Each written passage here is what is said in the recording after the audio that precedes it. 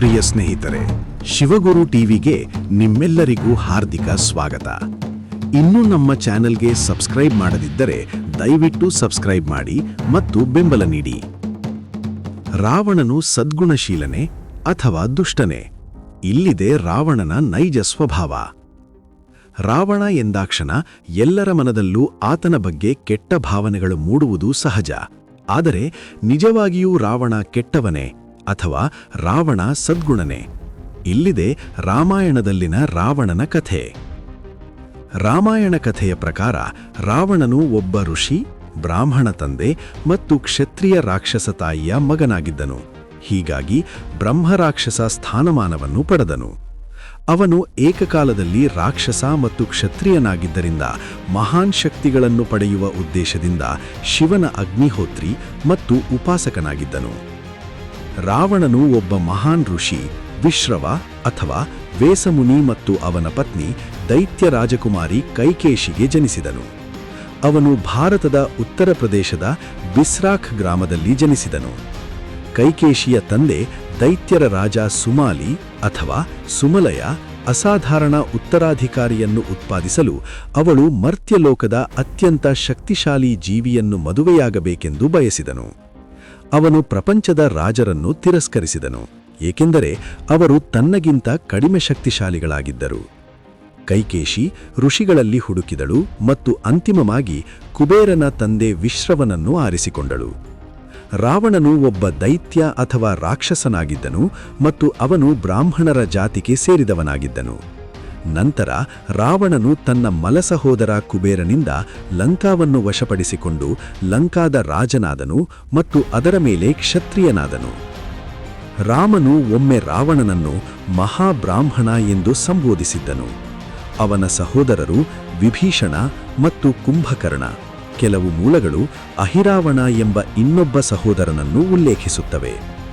ಅವನ ತಾಯಿಯ ಮೂಲಕ ಅವನು ದೈತ್ಯರ ಮಾರೀಚ ಮತ್ತು ಸುಭಾವುಗೆ ಸಂಬಂಧಿಸಿದ್ದನು.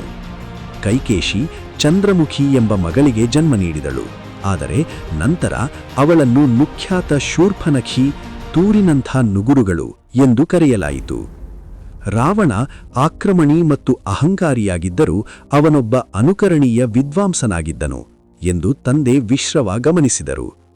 ವಿಶ್ರವನ ಮಾರ್ಗದರ್ಶನದಲ್ಲಿ ರಾವಣನು ವೇದಗಳು, ಪವಿತ್ರ ಗ್ರಂಥಗಳು ಮತ್ತು ಕ್ಷತ್ರಿಯರ ಕಲೆಗಳು ಮತ್ತು ವಿಧಾನಗಳನ್ನು ಕರಗತ ಮಾಡಿದನು. ರಾವಣನು ಒಬ್ಬ ಉತ್ತಮ ವೀಣಾವಾದಕನಾಗಿದ್ದನು ಮತ್ತು ಅವನ ಧ್ವಜದ ಚಿಹ್ನೆಯ ಮೇಲೆ ವೀಣೆಯ ಚಿತ್ರವಿತ್ತು. ಅವನ ತಾಯಿಯ ಅಜ್ಜ ಸುಮಾಲಿ ರಾವಣನು ದೈತ್ಯರ ನೀತಿಯನ್ನು ಉಳಿಸಿಕೊಳ್ಳುವುದನ್ನು ನಿಶ್ಚಿತಪಡಿಸಿಕೊಳ್ಳಲು ರಹಸ್ಯವಾಗಿ ಶ್ರಮಿಸಿದರು. ರಾಮಾಯಣವು ರಾವಣನಿಗೆ ಗುಜರಾತ್, ಮಹಾರಾಷ್ಟ್ರದ ಕೆಲವು ಭಾಗಗಳು ಮತ್ತು ದೆಹಲಿಯ ದಕ್ಷಿಣಕ್ಕೆ ಮಥುರಾದ ರಾಜಸ್ಥಾನವನ್ನೊಳಗೊಂಡ ಯದು ಪ್ರದೇಶದೊಂದಿಗೆ ನಿಕಟ ಸಂಬಂಧವಿತ್ತು ಎಂದು ಹೇಳುತ್ತದೆ. ರಾವಣನು ಸುರಸೇನರ ಪ್ರದೇಶದ ಮಧುಪುರ ಅಥವಾ ಮಥುರಾದ ಲವಣಾಸುರನೊಂದಿಗೆ ಸಂಬಂಧಿಸಿದ್ದನೆಂದು ನಂಬಲಾಗುತ್ತದೆ. ಅವನನ್ನು ರಾಮನ ಕಿರಿಯ ಸಹೋದರ ಶತ್ರುಘ್ನನು ಸೋಲಿಸಿ ಕೊಂದನು.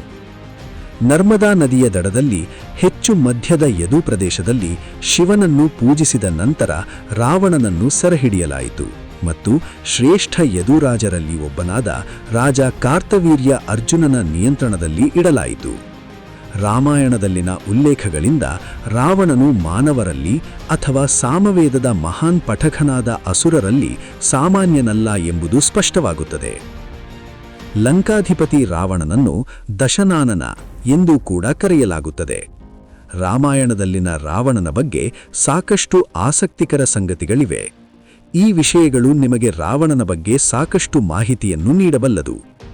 ರಾವಣ ನಿಜವಾಗಿಯೂ ಕೆಟ್ಟವನೇ ಅಥವಾ ರಾವಣ ಸದ್ಗುಣನೇ? ಇಲ್ಲಿದೆ ರಾವಣನ ನಿಜ ಸಂಗತಿ. ಲಂಕಾಧಿಪತಿ ರಾವಣನು ಮುನಿ ವಿಶ್ರವ ಮತ್ತು ರಾಕ್ಷಸ ರಾಣಿ ಕೈಕೇಶಿಯ ಮಗನಾಗಿದ್ದನು. ಹೀಗಾಗಿ ಅವನು ಅರ್ಧ ಬ್ರಾಹ್ಮಣ ಹಾಗೂ ಇನ್ನರ್ಧ ರಾಕ್ಷಸನಾಗಿದ್ದನು. ರಾಮಾಯಣದಲ್ಲಿನ ರಾಮನು ಕೂಡ ರಾವಣನನ್ನು ಮಹಾಬ್ರಾಹ್ಮಣ ಎಂದು ಗುರುತಿಸಿದ್ದನು ಹಾಗೂ ರಾವಣನನ್ನು ಕೊಲ್ಲುವುದಕ್ಕಾಗಿ ರಾಮನು ದೊಡ್ಡ ಅಶ್ವಮೇಧ ಯಾಗವನ್ನೇ ಮಾಡಿದ್ದನು. ರಾವಣನು ಅಜ್ಜನ ಹೆಸರು ಪ್ರಜಾಪತಿ ಪುಲಸ್ತ್ಯರು. ಪುಲಸ್ತ್ಯರು ಬ್ರಹ್ಮದೇವರ 10 ಪುತ್ರರಲ್ಲಿ ಒಬ್ಬರಾಗಿದ್ದರು. ಹೀಗಾಗಿ ರಾವಣನು ಬ್ರಹ್ಮನ ಮೊಮ್ಮಗನಾಗಿ ಜನಿಸಬೇಕಾಯಿತು. ಆದರೆ ರಾಮಾಯಣದ ಕಥೆಯ ಪ್ರಕಾರ ರಾವಣನು ತನ್ನ ಅಜ್ಜನ ಮಾರ್ಗಗಳನ್ನು ಅನುಸರಿಸಿರಲಿಲ್ಲ.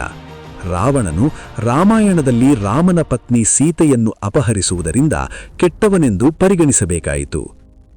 ರಾವಣನು ರಾಮಾಯಣ ಕಾಲದ ಅತ್ಯಂತ ಶ್ರೇಷ್ಠ ವಿದ್ವಾಂಸನೆಂದು ಪರಿಗಣಿಸಲಾಗುತ್ತದೆ. ರಾವಣನು ತಾನು ಮರಣ ಹೊಂದುವ ಮೊದಲು ಭಗವಾನ್ ರಾಮ ಮತ್ತು ಲಕ್ಷ್ಮಣರ ಬಳಿ ತನ್ನೊಂದಿಗೆ ಸ್ವಲ್ಪ ಸಮಯ ಕುಳಿತುಕೊಳ್ಳಲು ಕೇಳಿಕೊಂಡನು. ರಾಮ ಮತ್ತು ಲಕ್ಷ್ಮಣರು ರಾವಣನ ಕೋರಿಕೆಯ ಮೇರೆಗೆ ರಾವಣನೊಂದಿಗೆ ಕುಳಿತುಕೊಂಡರು. ಆಗ ಅವರು ಇಬ್ಬರಿಗೆ ರಾಜತಾಂತ್ರಿಕ ಮತ್ತು ಸಂಖ್ಯಾಶಾಸ್ತ್ರದ ಅಂಶಗಳನ್ನು ಕಲಿಸಿಕೊಟ್ಟರು. ರಾವಣನು ಮಹಾನ್ ಸಂಗೀತಗಾರನಾಗಿದ್ದನು ಮತ್ತು ಸಂಗೀತದ ಬಗ್ಗೆ ಅಪಾರ ಆಸಕ್ತಿಯನ್ನು ಹೊಂದಿದ್ದನು ಎಂದು ನಂಬಲಾಗುತ್ತದೆ.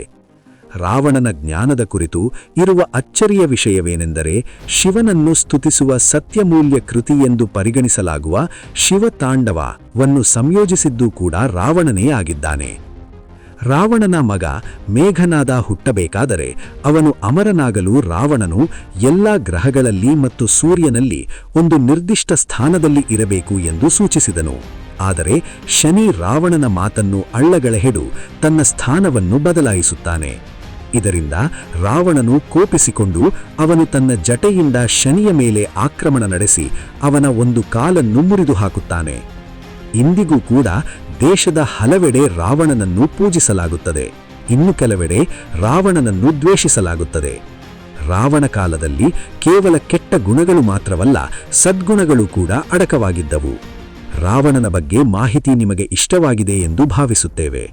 ನಿಮ್ಮ ಸಲಹೆ ಸೂಚನೆಗಳೇನಾದರೂ ಇದ್ದರೆ ದಯವಿಟ್ಟು ಕಾಮೆಂಟ್ ಬಾಕ್ಸ್ನಲ್ಲಿ ಕಾಮೆಂಟ್ ಮಾಡುವುದರ ಮೂಲಕ ನಿಮ್ಮ ಅಭಿಪ್ರಾಯವನ್ನು ಹಂಚಿಕೊಳ್ಳಿ.